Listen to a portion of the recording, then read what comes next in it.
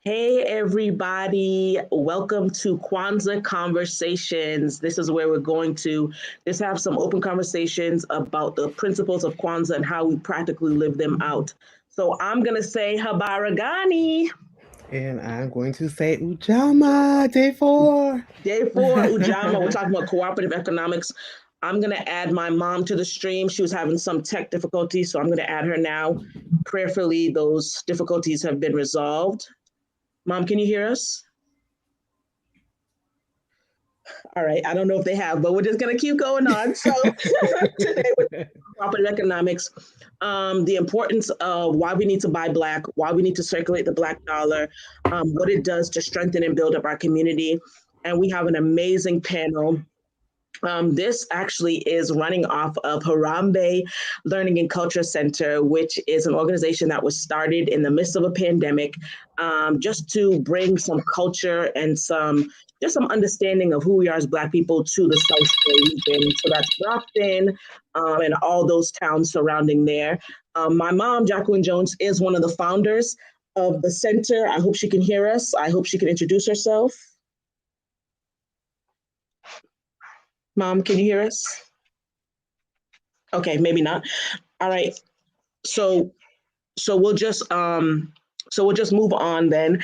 Next we have Pastor Tim Jones. He is a pastor in Florida, amazing man of God, and he's on because he has a very interesting concept that he's going to do through his church. Please introduce yourself, Tim. Hey everybody, I'm Tim Jones. I am Stephanie's favorite person other than her parents, and I'm just glad to be here today talking with you guys.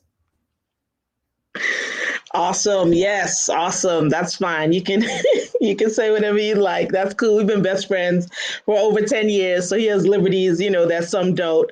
And then next we have my sis. Oh my gosh. We met in the midst of a pandemic. God is amazing, really connects us. She has a Black owned business. I'm wearing some of her items now. Sis, please introduce yourself and let the people know a little bit about you. I am Shalia Tercelis, the owner of Shalia Corvette, which is we sell jewelry. Our brand inspires you to live with purpose, on purpose, through the things that you put on your body.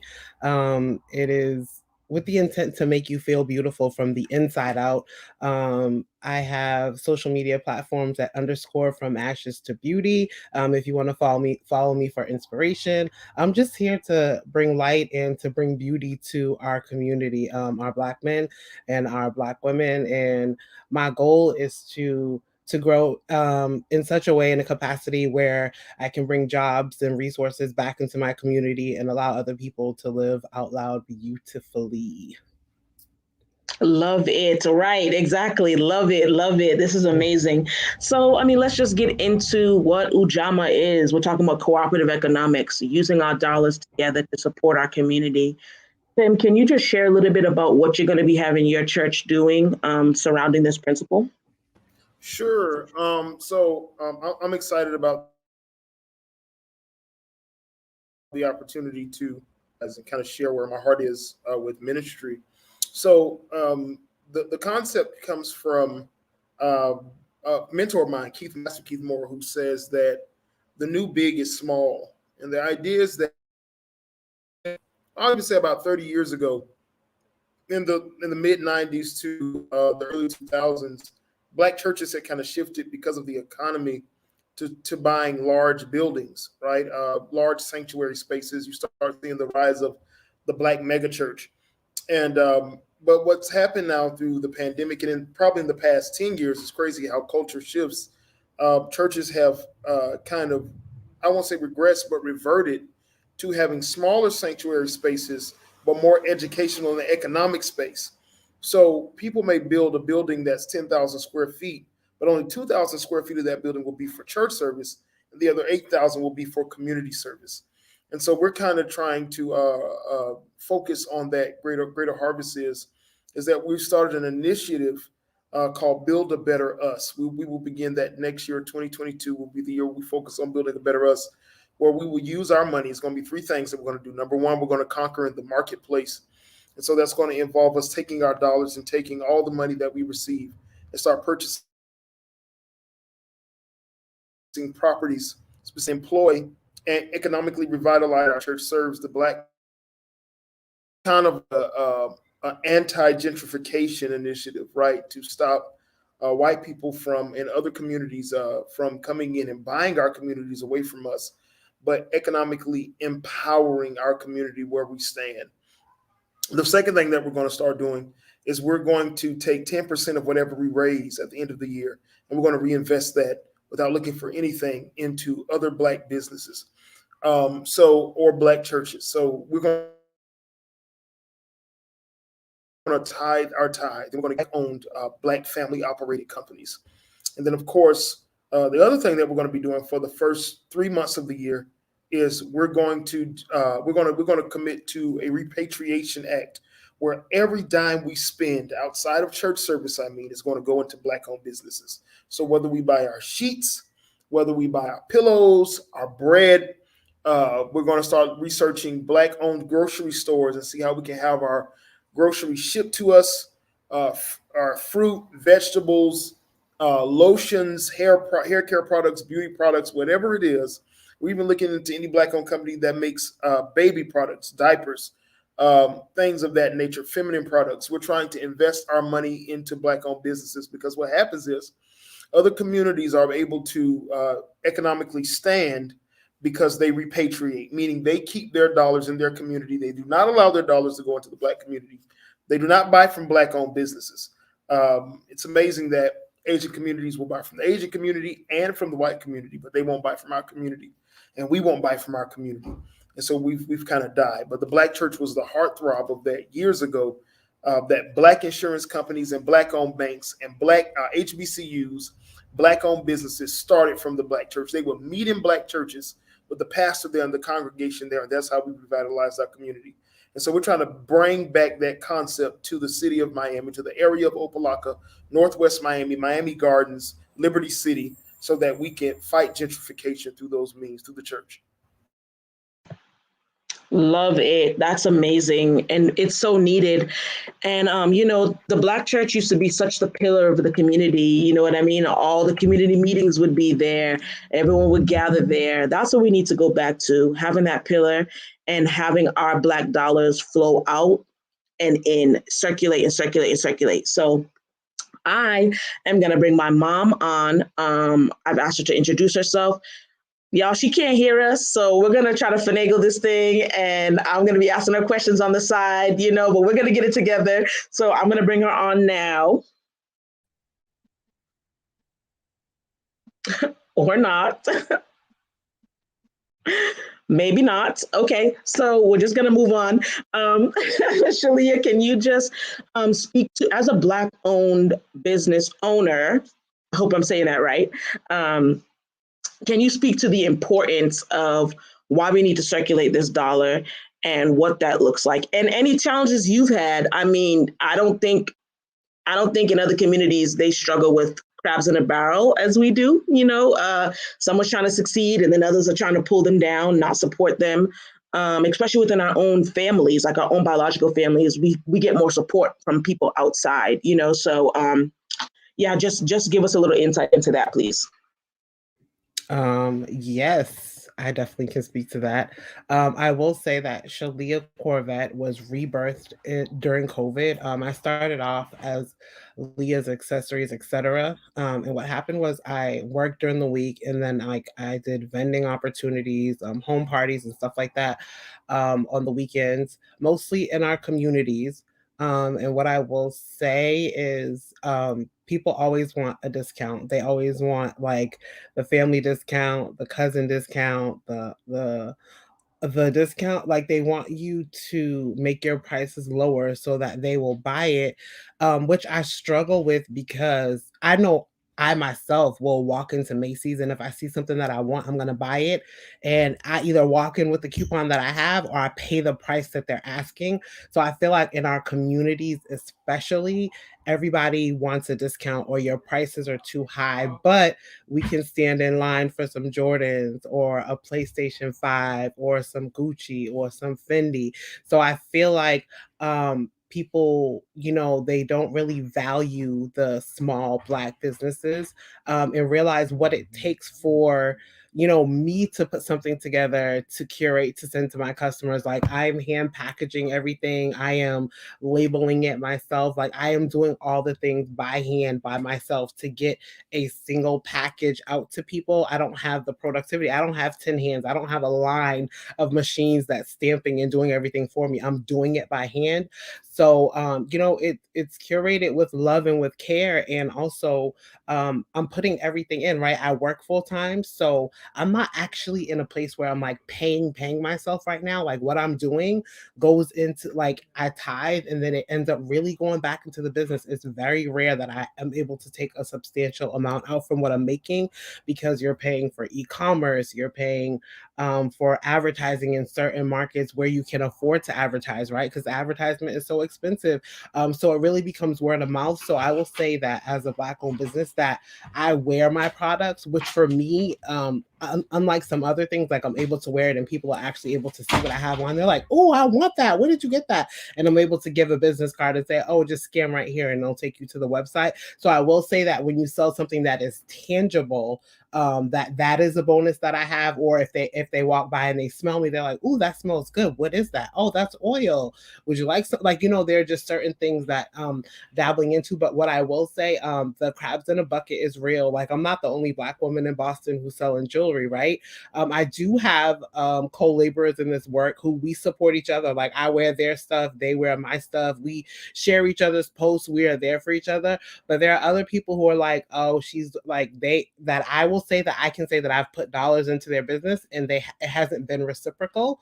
And I will say, as a woman of God, I struggle with, like, tit for tat. But what I'm learning is that if I can take my resources and put it into your business and support you, that my expectation is that you will do the same. Not all the time, but it's not always buying a piece. It's sharing a post. It's saying, go support, go do this, go that. But people aren't always willing to do that in the Black communities. And the dollars, they don't circulate, right? Because if I'm not buying from another Black owned business and I stop supporting my brothers and sisters and I'm going to Macy's and I'm going to these big line stores, then that we're losing our dollars, right? We're going to these big corporations, these big companies. We are making them billionaires. I am an avid. I wear jewelry every single day. If I put nothing else on me besides clothes, it's going to be jewelry. So I'm spending like my Pandora bracelets. Like, they're making money from me, right? Like, where is a Black owned sterling silver Pandora where I can put charms on my bracelet? Like, there is a need for everything. So as I looked at this day, like, I woke up,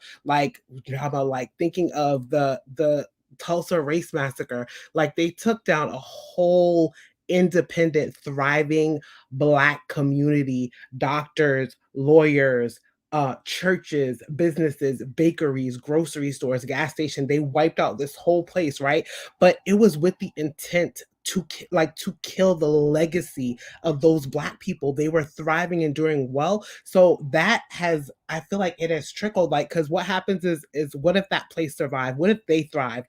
There would be Black Wall Streets everywhere. It wouldn't just be in Tulsa. It would be in Mississippi, and it would be in Alabama, and it would be in Atlanta. It would have grown and it would have progressed and moved in such a way where we would have been thriving everywhere. There would have been Black Wall Streets all over the place. So when I think of that, I think of it as a tearing down of a legacy of a people. And it is our job to put back in and start to rebuild those places and to think about how we view wealth, like generational wealth, like not what's on our bodies, but what's left for my children and grandchildren and great grandchildren. I think that we need to really, really, really think about that particular space. I could go on forever. I'm going to stop now because I don't want to mic hog, but I feel like it's such a it's so important, especially in these times. Like, we're coming into a time where things are going to get real communal. Like, families are going to have to rely on each other. Like, we're talking about big family houses, right? Where we we are going to need each other literally to survive. Like, we are about to see like famines again, like lack of food, lack of jobs, lack of resources. And we are literally going to have to come back together as families to survive. And that also includes our communities and the businesses that are in those communities. Listen, listen, you said so much, but it's all needed. I mean, I think just in terms of support, I mean, I don't think it's crazy to say if I support you, you support me. it's that reciprocity that made Black Wall Street what it was. You didn't have to go buy anywhere else. Everything was right there. So that's clothes, okay, that's shoes, that's music lessons, that's hair grease, that's combs, that's everything. You know what I mean? From bedding, which Tim was talking about. He was telling me that him and his wife Dominique, they even buy black owned business who sell sheets, and it's like, yeah, like everything we have. I guess the issue is that we don't have the resources. So I'm thinking like we need like a Black owned Amazon, like where you can just go and drop down and say, okay, I want this, I have this, and let's do this. The lack of support is very discouraging though, because, you know, it's like you can have the intention to do it, but without the resources, yeah, we do end up going to a Samsung or, you know, a Pandora to get what we need because there's certain things that happen. Tim, can you speak to just that? I guess it's a spirit of support, you know what I mean, or lack thereof. It goes everywhere. We see that, you know, in church. We see that on our jobs, in our families. Speak to that level of support that's needed, and really how detrimental it is when we don't get it. Yeah. So we have to begin to build supportive ecosystems in our communities. All right. So I think one of those things is that uh, look at the pandemic and how disproportionately affected Black-owned businesses have been. You just heard Shalia speaking about how hard it is to find the support, and then also the absence of the recirculation of the Black dollar into our community. So I think we always say, you know, we got to find resolution, but there is resolution. First level of resolution to that is going to be a certain level of accountability. Black people have to be comfortable with correcting each other, um, and saying, "Hey, listen, don't buy that. Okay, don't spend your money on that." Um, for instance, Shalia, I was just telling Steph yesterday. We found, I don't know if you guys heard of the Black Bread Company, but there is a company owned by three Black brothers in Chicago, and they make bread. And so, yes, to get that bread shipped to me, to eat that bread, the loaf of bread costs $8. It's going to cost some money to get to me, but I'm going to spend that $8 on that bread because I know that's going to feed Black mouths. I know that's going to feed a Black family. I know that's going to put dollars into the pockets of Black men and women, their wives, their children. That's going to create a level of generational wealth. It's the same thing about our church. On a religious level, right? So I was telling Stephanie yesterday, I don't know how Greater Harvest has been doing it, other than God and faith. But every month we have been able to successfully, without food stamps, without donations from any major organization, but from in-house, a small church of less than 100 people, of less than 70 people, a church of 40 to 50 people have been able to feed with thousands of dollars worth of food people who are homeless, people who are less fortunate, low-income families, provide blankets for the winter, sheets, raincoats, feminine care products for women. We've been able to do this: socks, toothpaste, mouthwash, face masks. We have been doing this, and it comes from people buying into the vision of the church, right? I think that a lot of godlessness, if I can speak freely, has led to a lot of carelessness for our community. And so when there are so many liberal views and progressive views about faith and a lack of trust in the government, a lack of trust in the church, that leads to a lack of trust into one another. Whereas opposed to other faith groups, whether they practice Islam or Judaism, no matter how many scandalous things may happen in their organizations, just as scandalous that may happen in Christianity, they're not going to leave their faith community and stop investing in their faith community because they know that means the care of the larger community. You understand what I'm saying? So when you're dealing with the people that are dealing with an identity crisis, betrayal issues, trust issues, miscommunication, cultural ignorance, racial bias, gender inequality, wage inequality, joblessness, homelessness. We're behind the eight ball in so many things. We're dealing with so many mountains of pressure, and there are so many things above our head that we've stopped really believing in each other. And then everybody wants, like Shalia was saying, there's no monolith. So everybody wants to do something. There's a bunch of fish in the water, as opposed to saying, you know what, I don't have to do that. Somebody has to be the person that's going to work on the roof. There's a in South Florida, you all may not believe this, but it's so hard to come across a Black-owned real estate company, a real estate brokerage. So you may see, thank God, our Haitian brothers and sisters, our Jamaican brothers and sisters starting to, but even they don't have their own. They're a part of the Black community as well, right? Even though they're the West Indian community, they're Black people. So it's hard to find a Black-owned construction company, a general contractor, a roofing company, a company that paints. So, these things are just becoming the reality in our nation. And so I think the first thing, Steph, we got to do is we got to hold each other accountable. We have to be willing to tell people, don't buy that no more. We have to be, we can't fear saying, buy from me, right? My stuff is going to be quality. My things are going to be nice. People are going to ask you, where did you get that from? And you can reference them to me. We got to be bold, as direct as we are about everything else. Want to start some drama or some foolishness or cut people off. Me and Stephanie was talking about that this morning.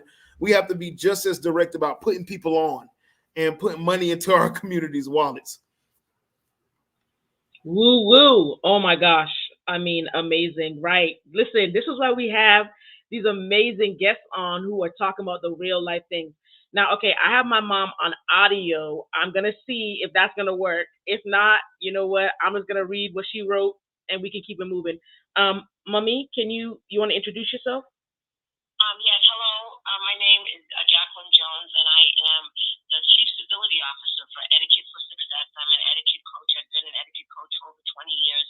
I'm also a co-founder of Harambe Learning and Cultural Center, a nonprofit that focuses on cultural awareness, particularly Black history, and teaching it mainstream for our children and any other community people that want to know about our great history. With regard to what has been said already by your guest, I also was the co-founder of the Black Pages of New England, along with my business partner at the time. And we began that magazine, what has now turned into an online enterprise. We began that because of the lack of awareness and internet, before cell phone, before Facebook, when you could come into a state and wonder, where am I going to get my hair cut? Particularly coming to New England, where we don't have, sort of the cultural numbers of the South or the Southwest. So we began this to fill a niche for information. I mean, this is before Google, right? Before Google, we came up with the Black Pages of New England, the Black Pages of New England. And one of the challenges was getting businesses to sign on with us. The very first business that signed on with us, no questions, I'm going to give them a shameless plug, Dealer's Choice Auto of Easton, Mass. Robert Howard, the owner, he basically said, I'm Black, you guys are Black, this is a great idea. So he was our first person to take an ad out and have us promote his business through. So like, again, think of like a Yellow Pages, but it was the Black Pages, right? You could look up under different categories.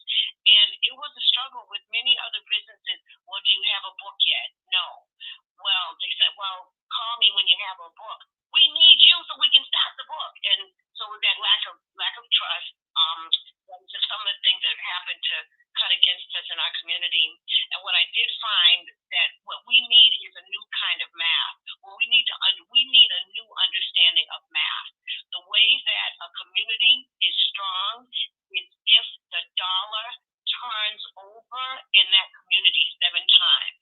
So what does that mean? What does that look like? It means that if Tim had a car wash, that Shalea would go there and for her car wash.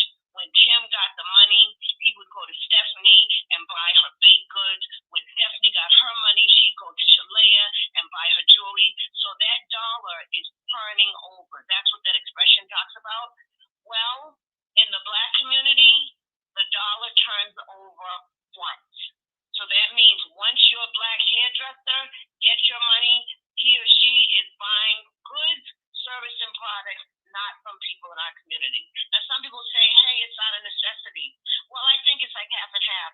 Yeah, it might be a little longer from your home to go to a Black grocery store when you can go to Shaw's or, Kroger, Publix, when you can do that. But if we're going to build wealth, we're going to have to make some decisions about where we spend our money and how often do we make sure that dollar stays in our community, okay? And to be very honest, Jewish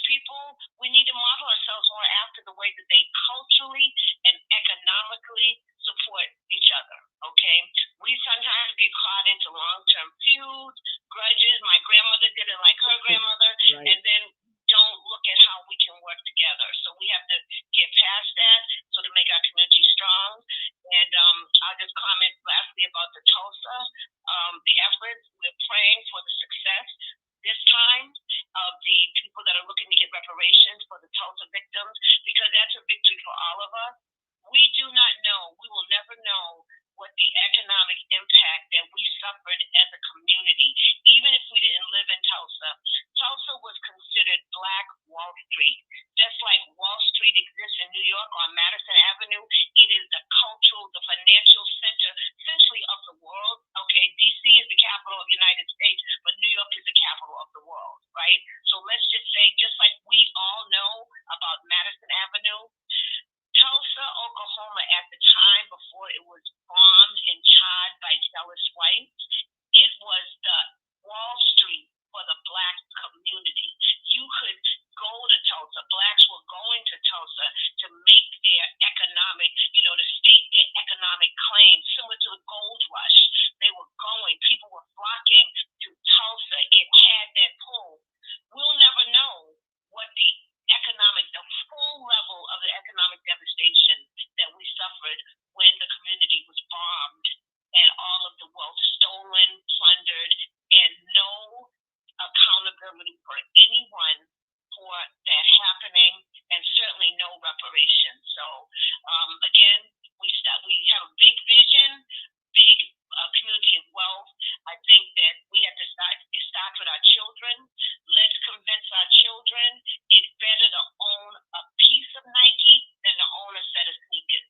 Right? That same money that you spend for that set of sneakers, you could buy a couple of shares of Nike. That's what's going to last longer. That sneaker will be out of style in 6 months. You won't even want to wear it, right? So I'm just saying we need to start. I believe our wealth starts with building healthy habits in our children at a very young age, not when they're teenagers, when they get their first job. They need to start these habits, understanding that Black people cannot always be chasing fads and being consumers, that we have to look at being builders, inventors, and that's where we support each other. That is all I'll say for now, and I'll certainly be glad to entertain any questions, particularly from my fellow guests. Oh man, that was amazing, and really echoed what everyone was saying.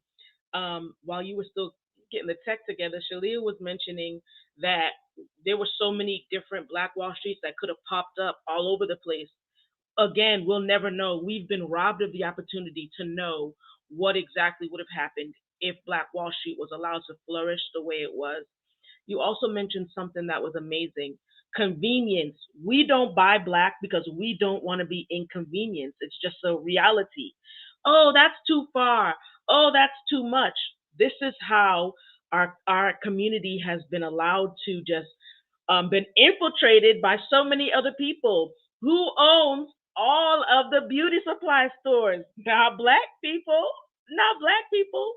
You know what I mean? We're looking at everything. So, okay, we're looking at check cashing places, we're looking at liquor stores. We don't own any of those things, yet they were sent in our communities to destroy our communities. So I'm like, wait a minute. We have to make a decision and a choice to be inconvenienced in order to support our community.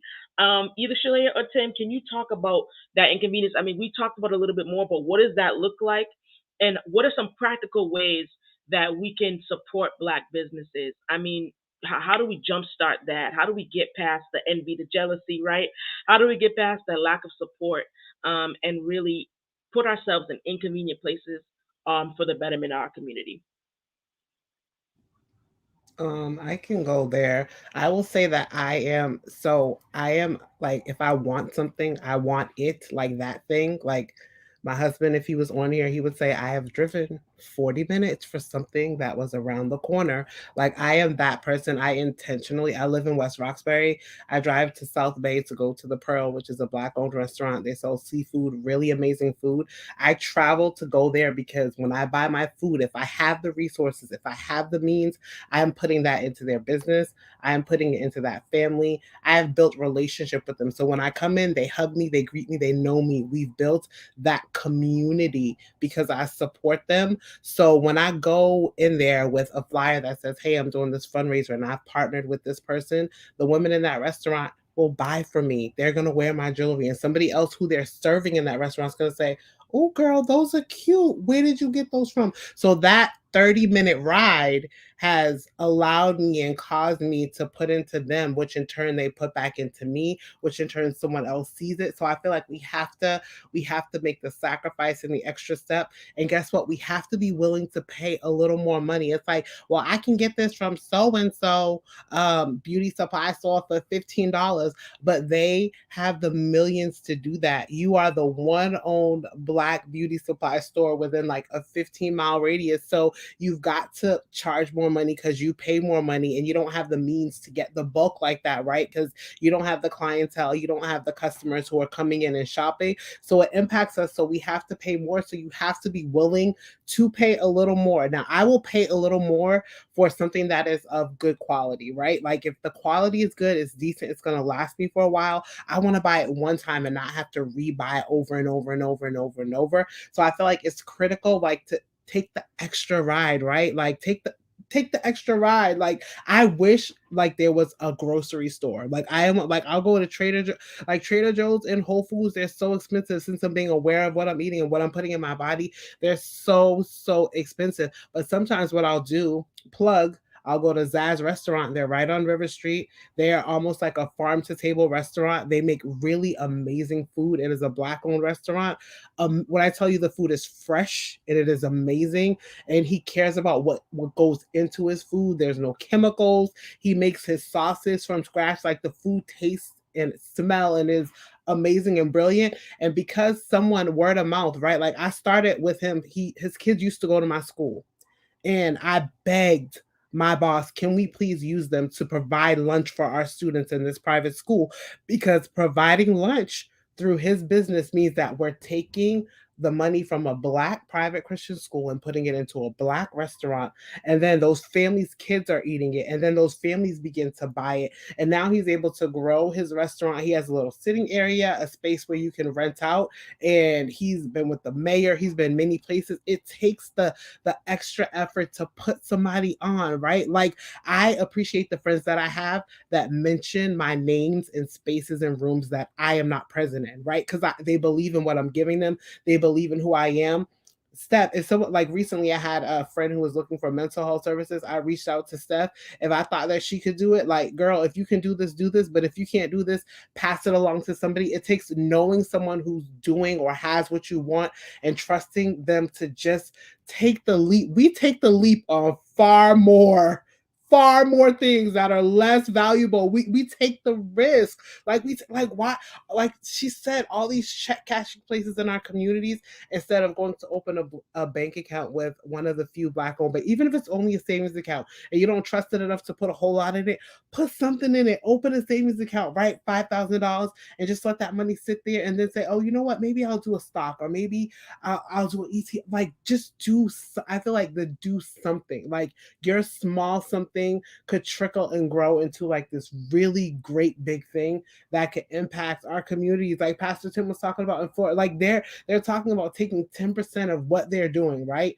That maybe the little bit that they're doing and putting it back into, like they're making the intentional effort, the thought beforehand to take this and put it back into a Black owned business or a Black owned space, right? They're taking what they have minimally and definitely just putting it out there, like, hey, let me do this, let me help these people. Like all it takes is one to say, I want to help you.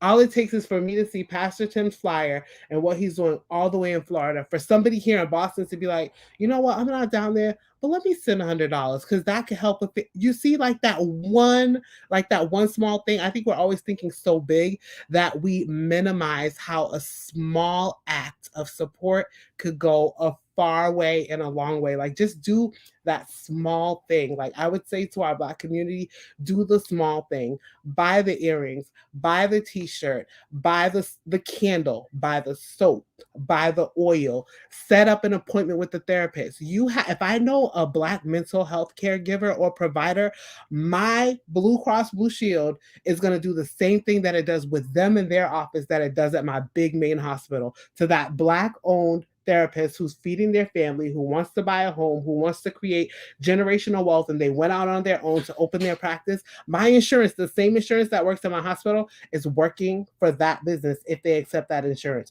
Why can't I take that step and say, hey, I'm gonna do my weekly therapist appointment with this Black woman right here because she has this practice, she has this business. I want her to grow. I want her to be successful. That's all it takes, y'all. One small thing. I would say today, if you leave with anything from me, one small thing can go so far.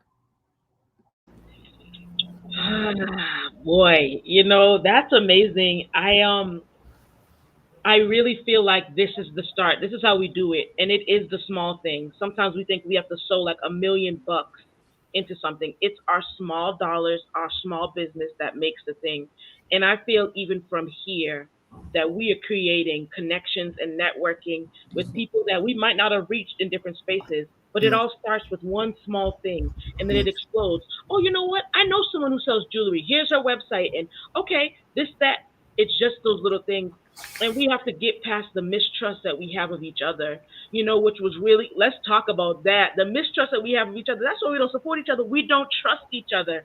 Where did that stem from? If we trace it all the way back, right in slavery, we were taught not to trust each other. We were encouraged to snitch and tell on each other. Oh, who's going to be leaving? We were rewarded for telling on each other. We have to stick together.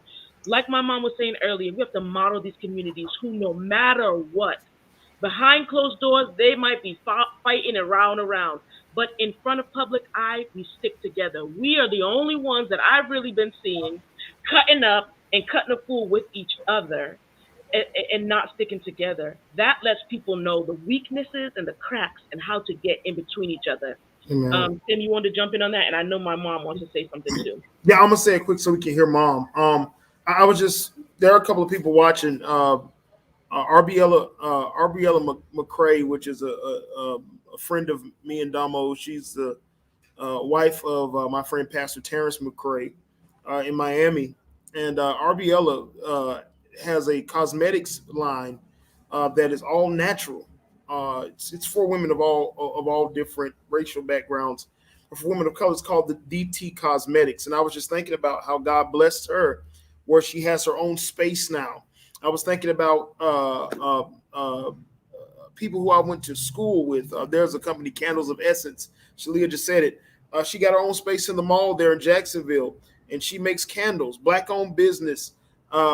Sister in our church, Vasenia Jones, Pure Skin, Black-owned skincare as far as soaps and beard oil for men, which did wonders for me. For men, Black men who have, black hair, it shaved down since I had to shave it with the Pure Skin shaving. Oh, all right. All right. With the Pure Skin.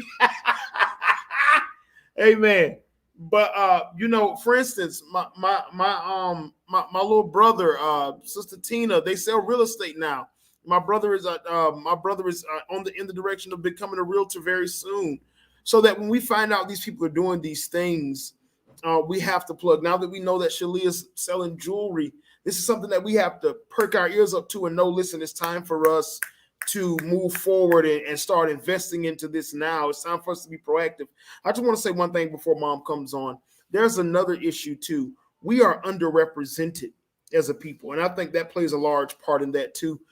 Although there is a upward tick in trend of governmental and legislative representation of Blacks, it is still a very uneven representation. You got 535 people that serve in Congress, and only 59 of those people are Black, right? You have no Black governors. You've only had 3 Black governors since the creation of this nation, and one of those governors was the governor for 36 days in the 1800s, right? In Louisiana, we've only had 2 since then. And so on the state level, executively, we have no representation. We don't really see the value in voting, and the school to prison pipeline plays a role in that too, stripping rights from our young men and our young women who are locked up behind bars. And so there's no representation. We don't really have a voice.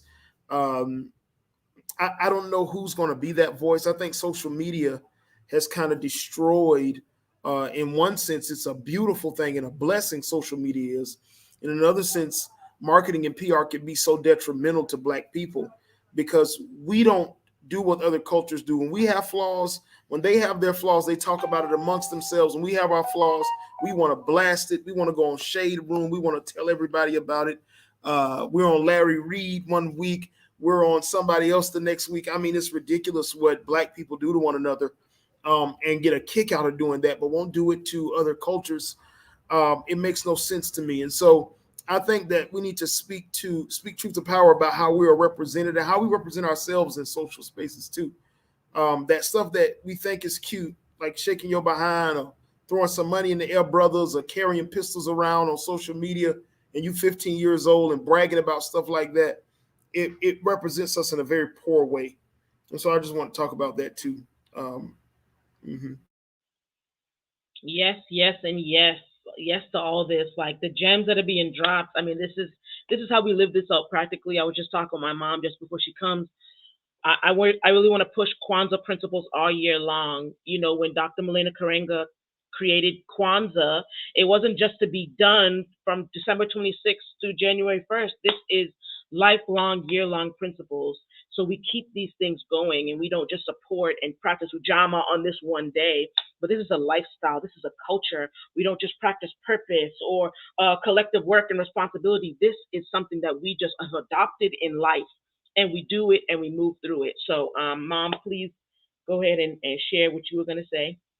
Yes, I would say amen. And with Tim talking about that whole cultural, almost like our image assassination that has taken place, it has been, that's why it's called systemic. Systemic, if you think about those domino type of things that sometimes MIT students I know build, and they'll hit one domino and it's set up so the thing goes around the whole room. Once they hit that one domino, every single domino falls into place and it keeps going. It doesn't need another tap of a human hand. That's how our image and our relationship, and Stephanie touched on it, going back essentially to slavery. I mean, there was always tribal things, like even among African tribes, but that was when it came to fighting against the Europeans, like Shaka Zulu and his tribes united with other kings who maybe they had conflicts, but they united against the Europeans, right? So to that point, I know that it's structural. We have to look at ways that we can do it. So it is in the things that we hear, the things that we repeat, the jokes. I know that my dad, may God rest his soul, loved him dearly, the smartest man in the world. And Tim, I know your dad. Hopefully your children will say that about you one day. But my dad, he would tell he only had one semester of college, but he proudly graduated from Sidewalk University. He got his PhD in hard knocks, and that is what he raised us. Just some things to understand. And I do know that one time he took his car to a friend of his who had been his high school friend and now was a mechanic. He took his car to him, and when he got it back, he said that it still wasn't working. And his exact words was, "I ain't never going to another mechanic in my life." And I stopped and I said, "Now, Daddy, if the mechanic was a Fitzgerald or a McKenzie and they had messed up your car, would you say you're never going to another Irish one or never going to another white one? No, you would say that that mechanic was a bad mechanic." So we have to learn that. So I'm definitely with Shalia about quality. I want to pay for quality no matter who's doing it. So just because I'm going to you because you're Black, don't expect that I don't expect quality, right?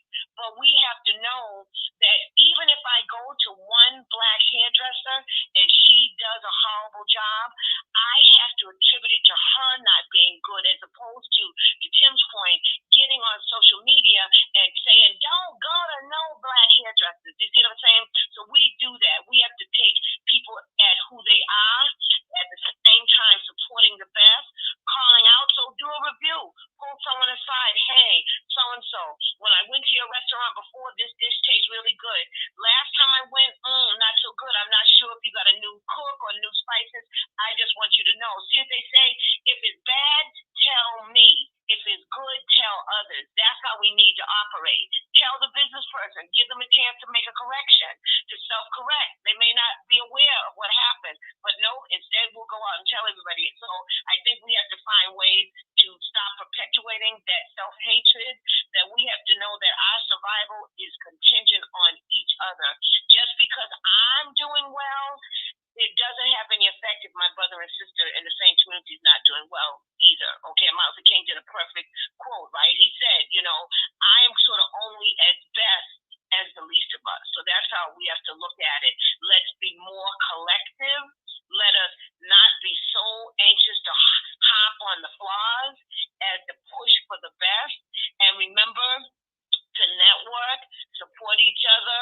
If it's jewelry, and then from jewelry, you'll turn it into buying from the bakery. The bakery now uses the money to go to the hair supply use it to support the rug cleaners. So there's a whole bunch of things. We can find a Black business for everything that we need if we are willing to look, if we're willing to be a little inconvenienced, and also if we're willing to hold quality standards that allows the business owner to self-correct if needed, or to have us move on and find another Black person, just saying that maybe that person I won't use again, but I'm not going to swear off all of my people relative to this one mishap. So we can't do it, and I think we do have to thank the pandemic. Pandemic took away a lot, but right now we're having this conversation because the pandemic technology that has been revealed and enhanced, allowing us to do so. So now I can buy something maybe from this candle maker in another state, or Tim mentioned someone in Florida that has something. See what I'm saying?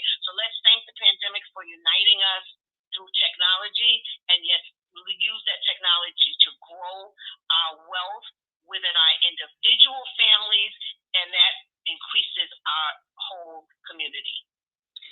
Yeah, I mean, it's funny because we'll give every other business a chance. But my God, let a Black owned business mess up. Like you both are saying, like everyone's saying, we will write a bad review. I mean, we've never written a review before in our life, but we will write a bad review for them.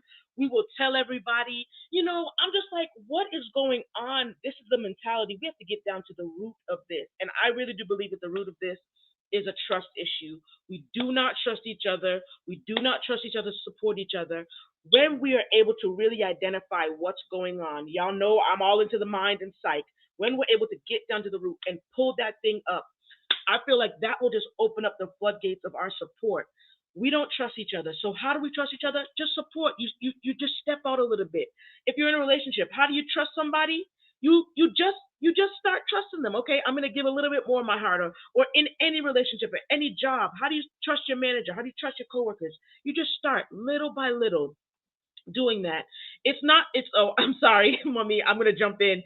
A couple people are making fun of your accent or just kind of cackling and chuckling at it, because it's a very thick Boston accent. So I started mentioning when you came in one time to my school and you had to introduce my art teacher named Miss Parks, so we were able to really hear that. But that's okay. Boston strong, okay? That's our accent, and don't hate on us for it. But back to what I was saying, just having that little bit of support and throwing the little lines of support out. Okay, we're not saying you have to do a $500,000 investment, but we would do it to someone else, right? Let's look at the nonsense that happens. We will support everybody else. We will buy out someone's club. We will buy out someone's stock if it's something that we really like, but not give our own a chance. We need to take the examples. We need to take this action steps that other communities are doing this. It's not that we don't have money. Oh, baby, we have billions of dollars. We support every company. We have money. Yeah. And Tim and I were just talking about that too. Oh, we have buying power. We know how to buy. We know how to spend. How do we spend? Yeah. That I heard that if Black Americans were a nation based on our buying power, we would be the 7th wealthiest nation in the world. My God. That's insane. If we were a nation based on our buying power. That's insane. We have billions of dollars that we've spent everywhere. And unless we say that we are not going to spend it on places outside of the community, we'll still see this going on. In the pandemic, and then I'm going to throw this to either Tim or Shalea. In the pandemic, I made up my mind that I was not going to go to any more nail salons because They're run by communities that don't like or support black people. Why would I take my hard earned black dollar and black behind, and why would I go to these businesses and say, "Oh, I'm going to support you"? But on the other end, we're talking about quality. Black owned businesses, we cannot shirk on duties. We cannot shirk on quality. If we want the support, we need to have the quality that matches. Because I did go, and I won't name them, but I did go to a black owned business to do my nails, and it just wasn't what it was. Now I didn't bash them. I didn't go bash them. Anyone wants to go support them, please do. They're just not the ones for me. I like my nails to look a certain way. I don't need my gel polish peeling up as soon as I'm walking out the door. But I want to go. I have not gone to a nail salon. My best friend is Sister Chanel. We go to our own nail salons at home because we are not going to invest any more our dollars. Is it inconvenient? Of course. How many nail salons do I pass that I want to go in? Do I support and love my community? Mommy, you said something, and then I'm moving on. When we're talking about the inconvenience, I saw the bus boycott. How inconvenienced were they that they had to walk everywhere or figure out different ways to carpool? They were inconvenienced, but what happened? They got the desired result. We have to be inconvenienced to really show that, hey, we're taking our money and we're putting it back in our community. What would happen if we put $1 billion back into the black community? My God, the possibilities are endless. We have the opportunity to do that. We can do that. It's the mindset. It's that trust and we're talking Or if about we did a nail out, if we got every black woman in the United States, yeah, to agree on such and such date not to go to a nail salon owned by people that are not black. Just do one day, but do it all on the same day so the economic impact could be felt. What would that be like? What would that Just be like? Amazing, amazing. Can I pop in on that? I can speak Mhm. specifically to that. I since I was 14 going to get manicures and working and making my money, like nails are a thing. It's a therapy for me, right? Like these are mine, they in acrylic, don't worry. But what I will tell you is that I go to, this is not a shameless plug. This is a plug because they are a business of excellence, a business of quality that uses quality products. Sedity Lifestyle in Milton is a black owned nail salon by a black woman who is brilliant. She is a brilliant educator, but also a business owner. And you walk in, you get the spa feeling. I don't have to wait 5 hours for an appointment like I do. I show up 5 minutes late or I miss a traffic light and my appointment is given away, but I can walk into your shop and sit for hours and wait for hours on end. And I have to sit there and wait for hours because you're late and running for me. That does not happen at Sedity Lifestyle in Milton. I will tell you that they get my dollars. I do pay more, but the products are quality. My appointment is on time. The vibe, the cultural black vibe in the space where I feel like I'm sitting down getting my nails done with my girlfriends is real. Go and see them. After I'm done with this, I will tag them. Also, I will mention another thing. I am an avid beauty, makeup is my thing. Juvia's Place. I have almost all of their palettes. You know why I stopped going to MAC? Because this black business came and just like we made MAC big, I said they deserve to be big. Like why my money matters. I think we don't realize how much our money matters and how we can make or break somebody. I can make or break somebody. If me and a million people like me decide not to shop a place, that business will not exist. If black consumers stop buying at Nike, what would that company be? What would it be if we stop shopping with them? Like we have the power. I'm telling y'all, Sedity Lifestyle and Milton, go see Sky Lauren, go see Liana, go and see them. They are amazing. They are great at their craft. They don't rush their work. They use quality products and they treat you with respect and like your dollars matter. Everybody who comes through that door matters to them. I told them I will do my nails at home before I go back to spending the money that I spend on my nails in an Asian salon. My old nail salon, I still do go for pedicures. I'll be honest with you because the pedicures are ill. But I'm about to transition. The new year's coming. I'm really about like my dollars matter. It's important. So y'all, your dollars matter. Go support these companies. Buy their candles. Buy their makeup. Buy their clothes. especially if it's quality. It's so important to who we are and our future, the future of us, the future of our children, those who are coming. They're watching us. They're watching to see what we do with our money and how we spend it. Like they literally are watching us. They know, like they know. My nieces are 2 and 3. They watch what I'm wearing. Can you buy me that, Tati? Yes, baby. I can buy you. Go right home to my drawer and pull out what they want because they can get it from me. Like they're watching those things.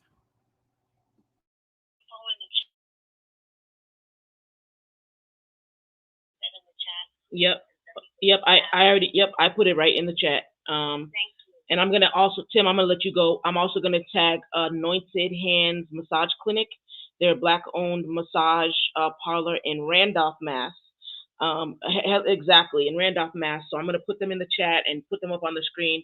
This is how it starts, where we are giving people the ability to see all these different things and see all these different companies. But go right ahead, Tim. Yeah, no, briefly, I know we've been. It doesn't even feel like it's been an hour. I was looking, I was like, but because I'm taking down. I'm so glad we're sharing these businesses. I want to speak to something Stephanie said that's important. Stephanie spoke about how she and Shalia, how they refuse to put their dollars into nail salons because they're not for our community. It is the exact same reason why the last time I bought a pair of Jordans was in 2010. It's because I realized that this man, although that's a Black-owned brand, this gentleman was investing his money into privatizing prisons, making that a business. And so I had to make a decision, and Black folk got to realize that we have to not just not circulate our dollars into companies that mean our community no good, but even if that means people that look like us doing harm to our community. So just like I wouldn't buy crack cocaine from a Black face, I wouldn't buy a pair of Jordans from a Black face if that meant that it creates a future where our sons will have to go to that Black prison, and they're going to find ways. They're going to utilize warrior policing to incriminate Black young men and throw them into those prisons to make a dollar, to get cheap labor out of them, so that they can make license plates or build the expressway for 7 cents a day. Or 7 cents a week. I refuse to do that. I refuse to go out like that. And so I think that it's important that you all are hearing what we're saying. I think it's important that you all remember this too. Those of you that are believers, those of you that are Christians and you do go to church, I think it's important that you sow what you can into your churches and that you utilize your voice in your Black church to encourage your pastors and your leaders that they use their money in the church into the Black community. That's just as important. That I had to do some drawback even as a faith community leader, and say, hey, we can't, and I love giving to the homeless and those that are in need, but during the pandemic, every month we were taking groceries to Black families, groceries to Black homes. And I'm not talking people that went to our church, random families. If somebody said they knew a family that needed some food, there was an elderly couple who were raising all of their grandchildren. They didn't know me from a can of paint, but they got a knock on the door. They got a refrigerator and cabinets full of groceries from our church. And that came from Black people believing in a vision.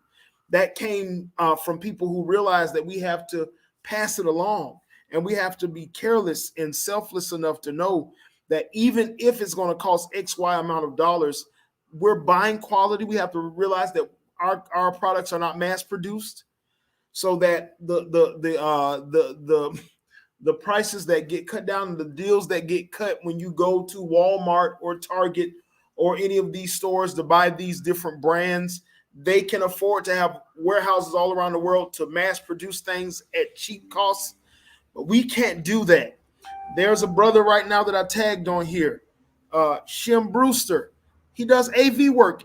The brother does top of the line AV work. Top of the line AV work.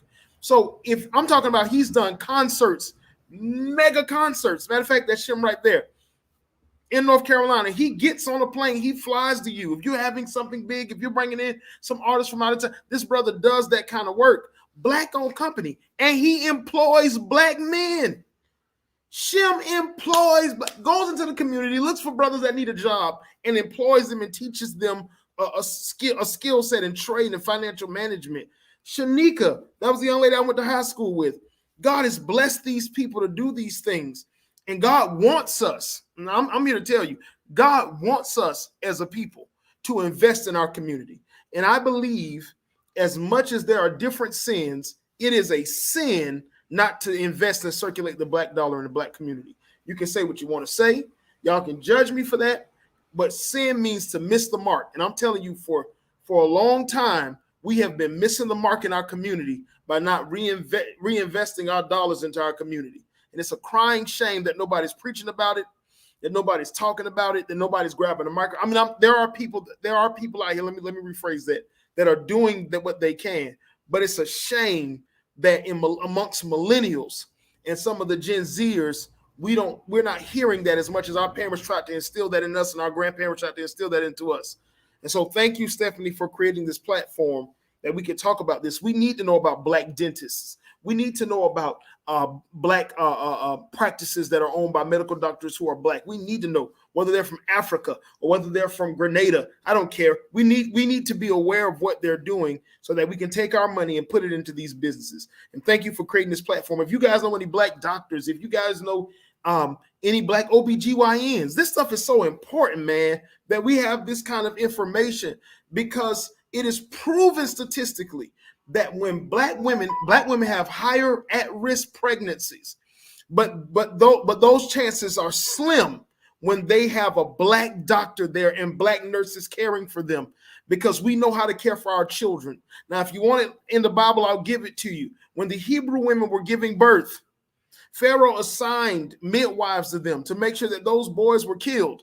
But they had some Hebrew midwives that went undercover, and they made sure that those Hebrew, y'all forgive me, those babies of color survived, and those babies of colors lived, because that was black business. And we know how to treat each other. We know how to treat our children. We know how to teach our children. That's why we need our own schools. That's why I'm glad Shalia is talking about private schools. That's why I'm encouraging my mama who went back to school and is getting ready to start her master's program so she can open up her own school for black children. That's why we ought to support LeBron James, because as much as we talk about being like Mike, LeBron opened up I Promise School for at-risk children in Cleveland and said, if you let your babies come to this school, they ain't got to pay one dime. And if they graduate from here, I will pay for their college anywhere they want to go in Ohio. If they want to go to any university in Ohio, all they got to do is go to LeBron James School and he'll pay for them to go to college. These are the people we need to be investing into and believing in. I'm going to buy me a pair of LeBrons. They might be ugly, but I'm going to buy them because that man is doing for the community. All right. You're right. I mean, it's so much bigger than, okay, how this thing's looking. We want to see the end result of our dollars. So sometimes we just throw our dollars like carelessly. No, let's map out where we're putting our dollars. I'm spending my money here on these LeBrons, knowing that when this dollar, let's look at a river. If you drop like, okay, a fish in a river, where's that fish going to go? Where's this dollar going to travel to? Is it going to be given to, like Jordans do, this privatized or all these things that hurt our community? Is it going to be given to something that will support our community? If yes, then this is the pond, this is the river, this is the lake, this is the stream that I want to put my money in. You brought up such good points. All right, we're looking at like, oh, this looks good, this looks bad. Where is this money going? What are we investing in? This is how we start.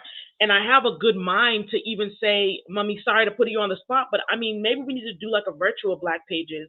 And so this is something that can cross over all the states and countries, that we are putting where to get all these Black-owned businesses and how to support them. That if I'm here in Massachusetts and I know someone in Jacksonville, I can say, oh, I know this person who sells bop, bop, bop, and here, connect with them. And that's how we make those connections. It could happen. And I think with technology, it could keep live. Like, it could be somehow, you know more about that than me, Tucky, but it could somehow be something that people can add into in real time. So you just go check this site or check this platform. It's something, so it's not quite like a book directory, right? It's something like live. People, maybe just like a platform, and say, okay, if you're in, you just tab the state. And in that state, there's something. And then if you say, well, I'm visiting here, you can tab in that state. And also, and then someone sends 2 2 days ago might have added something else. So we need to. I think that this is what we need because to Tim's point, the fact that we now can connect through the technology. We're now more global. Rarely do people just stay in their state, even if they go visit somewhere. They might have a summer home somewhere else. You know what I'm saying? I think that people are making those kind of decisions. And I think that if any of those things represent steps, we can do it. It's not impossible. I will say, although I don't have anything against LeBron James personally, but I will say just as with our entertainers as a group, like when I think of the billionaires, right? They call them trappinaires, right? The billionaires that have came, there's a gentleman, his line is called Trapato, because he talks about the money that trap artists and hip hop artists make. I would like to see more people do like what LeBron James did. I would like to see more of where Jay-Z and Beyonce, do they spend their money with Black entrepreneurs? You know what I mean? Someone paints, someone does their roof, someone does their driveway. You see what I'm saying? I feel that we could have more of that wealth circulating if the people in our community that hold big bulks of those wealth, they would also go back in and invest in. Okay, Beyonce has designer dresses. Someone might make her a dress by hand. Find a young Black girl who does that, or a Black guy that does that. I mean, again, I think when you're wealthy, you can pay for convenience. But I think Shalia's earlier point is because we want things so convenient that we maybe are missing opportunities. So I'm thinking if I have $1 million to spend this week, it might be easy to just call up and say, could you send over so-and-so and have her make me a dress? But that doesn't help our community. That's my point. I think LeBron and his other people that are in that millionaire, billionaire status, if they're the Black ones that have so much of that wealth, find ways to share it by supporting small people that can still give you the desired effect, but maybe they don't have the name. But guess what? You know how that girl's name will swell up when people know that Beyonce bought some shoes from her, Beyonce bought a dress from her, Beyonce let her do her, like clothes or whatever. So I'm just saying a little more on that community to give back. For sure, absolutely. I mean,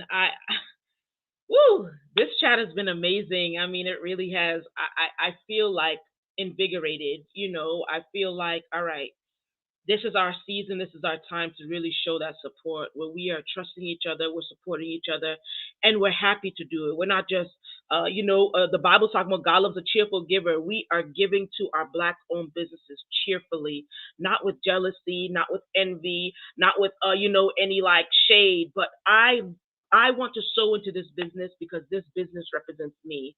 And I think that's the main thing, that if we see all of us connected as a network, we are one thing together, one community together. If I sow into anybody, then I'm sowing into myself. And maybe that really speaks to how people see themselves. And if they love themselves and things like that. I'm sowing into my Black businesses because I'm a Black woman and I want to see my community strive and grow. If we can adopt that mindset and really say, I'm going to support you because supporting you is supporting me, that takes the onus off of us. That's how the dollar begins to circulate. I'm supporting you, you're supporting me. It's the reciprocity. And we don't see that a lot. Folks, we got to start reciprocating this support. If someone is supporting us, we don't just say, oh, okay, support back, blow, you know what I mean? Like, I love to support people. What? Like, especially with a good quality product, are you out of your mind? I'm going to talk about them all the time. Why wouldn't you? Why would you want to keep that to yourself? Word of mouth is really that best form. I know we have all these things that we use to promote and market. Word of mouth really spreads. It hurts and it harms, but it also helps if we're doing it and using it in the right capacity. Listen, it's 2:11. I don't want us to hold, I don't want to hold up anyone's time too much longer. I want to give everyone their final comments. Mummy, I will start with you, and then we'll just go on. Final comments about Ujamaa, how we participate in it, the importance. This has been such an amazing conversation that people could just go back and see and watch. And these are practical steps. So how do we live this out? All the things that have been shared, this is how we live it out.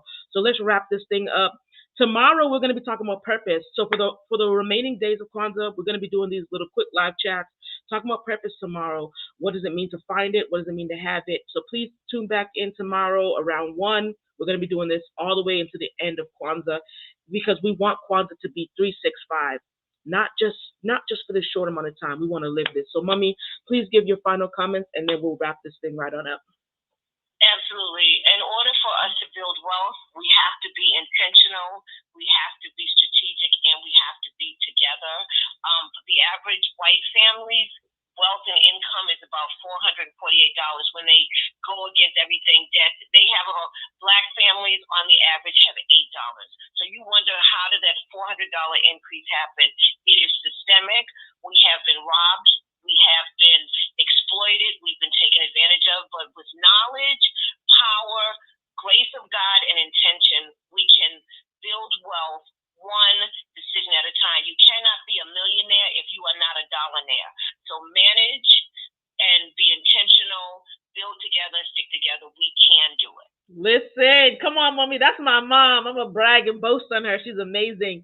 I posted her. She has Etiquette for Success. I did post that link in the chat, and it's been on the video. So please support her. She's a life coach, amazing etiquette coach. Listen, I still put my napkin on my lap to this day. I don't care if I'm in a Burger King or I'm in an Olive Garden. Okay, those etiquette things never end. All right. Amen. Amen. All right. Shalia, please give us your final closing comments. I will say that, like I said before, one small thing can go through it goes through so many cycles. So that one small thing, and thinking of, supporting black businesses as supporting yourself. I think, like you just said, we've forsaken the thought of community. Like I am still a very much a village person. Like my village, my people, my tribe, my crew. I cannot be successful without God and without them. Period. Like the people who tell you, "Oh, we ride solo, we do this." Yes, you can be independent. I need my people. I need them to support me. I need them to pray for me. I need them to rock with me so I can rock with them. Okay, that, like, when they cry, I cry. Right? When they go through, I go through. We really, really have to take and adopt that community piece together, because I feel like if we love our neighbors, go to the word, if we love our neighbors as ourselves, we truly, truly, like, a reflection of how we treat people and how we support people is what we think of ourselves and how we view and we think of ourselves. So I really think that we need to just take that small thing. Y'all drive the extra half an hour to that black owned restaurant. Okay, wait a little longer for the handmade earrings, because people who are small business owners are doing it by themselves. They're curating. They're doing it by, y'all. I'm doing it by hand. So if I have 25 orders, I'm doing it one by one, right? There's nobody sitting with me. If my husband's not around or my mom's not around to be like, "Hey, can you help me package this?" Like, I'm doing it by myself. So, be patient. Be patient as we grow, and we're doing our, especially if we're giving you good quality and we're doing our best work. Like, just be patient and give black businesses another chance. Don't throw them away. Try to rectify it. Like, if I send you something and you get it and it's broken, reach out to me. Although my business doesn't do refunds, we will send you a new product. Because if you received it broken and you send me a picture of it broken, I'm going to send you a new one. So allow us to correct it. Don't be so quick to throw us away and wash your hands of us and be done with us when we're trying to build and we're trying to grow and we're trying to better our community. If I grow, then I can hire an assistant, which means I'm pulling in somebody else who needs a job, who needs resources, and they're feeding their family, right? They're feeding their family. They're bringing resources and income to their family, all because you bought a couple of pair of earrings from me. Somebody else's family is eating. So if we just adopt that and remember that and think about that, I love y'all, beautiful black people. Yes, yes, yes to all of that. Like, seriously, supporting black owned businesses goes beyond helping, the owner of it, but you're able to hire other black people, which creates black jobs. Like, it's just like a domino effect. We have to get past the discarding each other just for one simple thing. It's so important that we just instill that trust in each other. Thank you so much for that. Tim, I had you go last because after you give your comments, I would like you to just pray over all black owned businesses, and that spirit of village, community, and tribe would just be just pushed into our community, so that this can be the time that we don't miss this window of opportunity to support our community and support each other. Yeah, thank you, Stephanie. That's an honor. Let me just say this to you all. So much has been said today, and I really can't add anything to it except for Now it's time for us to not allow another year to pass us by. We have to change how we view one another, and we have to change what we're going to do with our money. And we have to pray about that because as much as we say we want change, we don't. We have to reform the way we view each other, and we're really fighting against the enemy. And it's how racism has played. It's I call it intra-color racism, meaning how racism has pitted communities of color against each other. Uh, you may not realize this, but the reason why people from Jamaica or the Bahamas or Haiti uh, and Africa sexualize our women, view our people as violent, abrasive, ignorant, and slow is because that's how white people have painted an image of us through the years to those other cultures. And so when they come here, they're quicker to join a white church. There's nothing wrong with that if that's where God leads you to go. I'm using it only as examples. For the wrong reasons, they may join these churches, not a spirit-led reason, but a racially charged reason. Or they may support other businesses, or they may view white being victims of white saviorism. It's because of how racism has pitted communities of color against one another. And that is a device and tool of Satan, family. And so thank you, Stephanie, for providing this. Thank you, Mom, for speaking. Thank you, Shalia, for the wisdom you all have given in this season of Kwanzaa. And let's just pray right now. Father, in the name of Jesus, the scriptures tell us plainly that we are to cast our bread upon the water and see what comes back to us. And so, Lord, today we are knowing that we are making wise decisions. We are going to start making wise choices. We thank you for creating the earth that produces the grain and the wheat from which we are able to harvest and produce businesses. And so, God, we're praying right now that the anointing that is on Aaron's head that goes all the way down to his beard, down to the very skirts of his garments, you said there is where the blessings of God's people dwell forevermore. And so, Lord, we know just like Big Mama would go out to the clothing line years ago in the country, she would hang that wet sheet on that line, and all of the moisture would go to the bottom of the sheet. Well, Father, the people of color in this nation have been on the bottom for a long time, and it's time for us to allow the residue, for the dew, for the moisture of prosperity that rests in us to come into a place where we can rise up together and give redress, that we can solve our giving issue by solving our buying issue. Give us a mind right now for one another. Give us a mind of community and unity and tribe. Give us a mind, God, to love one another and to right now, God, walk in strength, because we can do more together than we can do separated. And so I thank you now for destroying the work of Satan that will work in our communities, causing us to be divided and to hate one another and to not believe in one another and not give one another another chance. Let repentance flow like a river. In Jesus' name we pray these blessings. Amen. Amen. Amen. Amen. Thank you so much. Amazing and awesome. So I want to just mention one last thing. Harambe Learning and Culture Center, we are having a Kwanzaa vision board party. We're going to set our year using the principles of Kwanzaa. So I can share that information out. Would love for everybody to join in on that. That's going to be right on New Year's Day at 4 p.m. This is how we want to do. This is how we want to go into 2022. Supportive, being supported, and giving our dollars to things that support our community. We are intentionally spending our money. So thank you for attending this Kwanzaa conversation. We will be back again into the end of Kwanzaa. Tomorrow's about purpose, and then we're going to be going into creativity, and finally ending with faith, which is Imani. So please join us. Thank you so much to Tim, Shalia, my mama. Y'all are amazing and awesome. Thank you so much for the gems and insight you gave. And I'm grateful that we can just go back and rewatch this and really implement some of these things that we said. This is a great way for us to end 2021 and a great way for us to just jumpstart into 2022 with full support. Thank you. Love you. You're amazing and awesome too, daughter. Thank you, mommy. Oh my gosh, stop it. Don't make me blush. Awesome. Thank you so much. Love it, love it, love it. All right. So we'll see you tomorrow at 1 p.m. Thank you so much for your support. Okay.